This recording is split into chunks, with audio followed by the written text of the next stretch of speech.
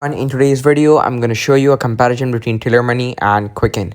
So, Tiller Money has Google Sheet integrations to keep a record of your transactions and your finances, and it has automatic financial data updates, subscription-based pricing it offers, meaning you buy a subscription every month, and it has customizable spreadsheets and it focus on budgeting.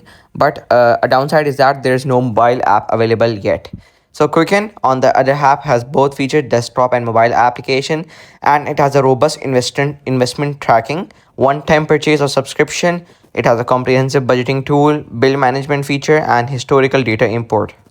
So the key differences between the two are the user interface. While Tiller Money offers a spreadsheet-based user interface that integrates with Google Sheets, and the winner is it's a tie. Customization, Tiller Money. Tiller Money is highly customizable through its Google Sheet integration, allowing users to modify templates and create bespoke financial tracking systems. Automation, Quicken, because Quicken offers robust automation features, including automatic categorization of transactions and bill tracking. And cost, Tiller Money.